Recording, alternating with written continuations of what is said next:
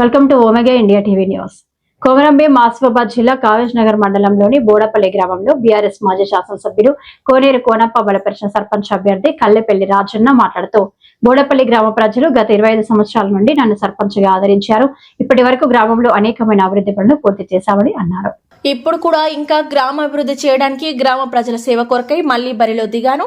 ఇప్పుడు కూడా గ్రామ ప్రజలు ఆదరించి అత్యధిక మెజారిటీతో గెలిపించాలని గ్రామ ప్రజలను కోరారు. ప్రజల్లో కూడా ప్రచారానికి వెళ్తే మంచి ఆదరణ ఇస్తున్నారని అన్నారు.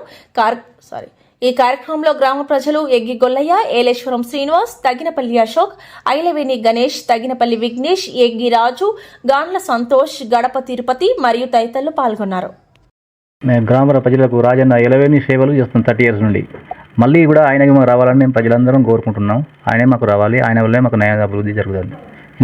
ఇప్పుడు 30 years ఉంటే ఎన్ని విధాలైనా ఇవ్వలో ఎందరో మంది పెట్టినా కానీ ఎవరికి రాలేకపోయాను. ఎందుకంటే ఆయన అభిమానం, ఆయన మాట ప్రజల్లో ఒక మాట అన్న కానీ ఓర్చుకుంటూ ఆయన ఉంటాడు. కానీ ఆయన తిరగబడేది ఎదుటి అని మాట అనడు.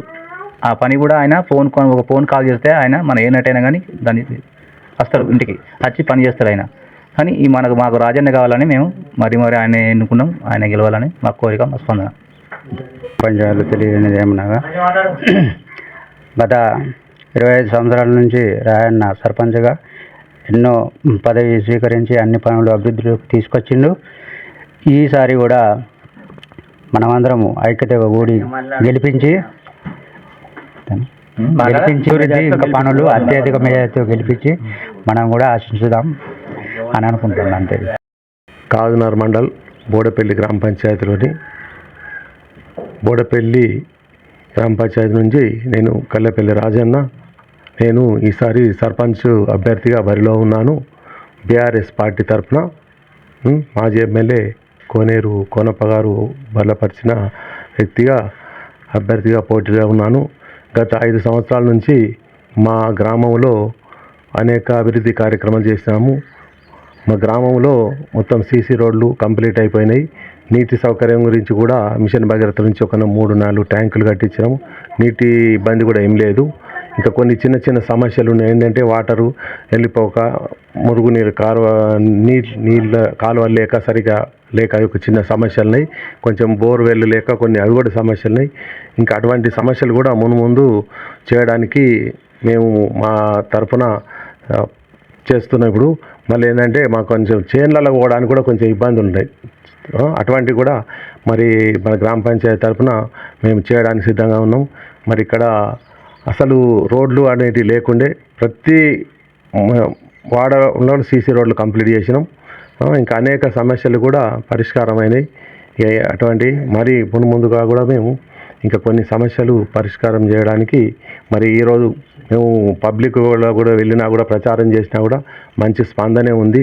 మరి ఇంతవరకు నేను దాదాపుగా ఒక 95లో నేను బీకామ్ డిగ్రీ పూర్తి చేసిన. అప్పటి నుంచి నన్ను మా గ్రామ ప్రజలు ఆదరించి నేను సర్పంచ్గా పోటీ చేసినాను. ఇప్పటి వరకు అయితే నేను ఎవ్వరికి కూడా ఏ హాని తలపెట్టలేదు.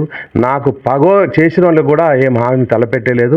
మరి అంతా ప్రజల ఆశీర్వాదం, మరి వాళ్ళ పాదాభివందనతో నేను చేసుకుంటూ ముందుకు వెళ్తున్నా. ఎందుకంటే మేము ప్రజలకు మనం మేలు చేస్తేనే మనకు ఈ అవకాశం వస్తుంది. మనం ప్రజలకు కీడు చేయాలంటే ఏ అవకాశం రాదు. ఇదంతా మరి వాళ్ళ కోరిక మేరకే నేను నిలబడ్డా. మరి కొందరు ఏమంటారంటే నువ్వు 30 సంవత్సరాల నుంచి నువ్వే చేస్తున్నావు, 30 సంవత్సరాలు నాకు కూడా కొంచెం, ఎందుకంటే ఈసారి మరి ప్రజలు అవకాశం ఇస్తే చేయొద్దని కూడా ఉండే. కానీ ఏమంటే సరే నువ్వే నిలబడు అన్నట్టుకుంటే కాబట్టి నేను ఈసారి పోటీ చేస్తున్నా. అప్పటి వరకు నుంచి ఇప్పటి వరకు నేను ఓడిపోలే. ఇది 6వసారి నేను చేసేది. మరి ఇంకా కూడా కొన్ని కార్యక్రమాలు చేసేటి ఉన్నాయి.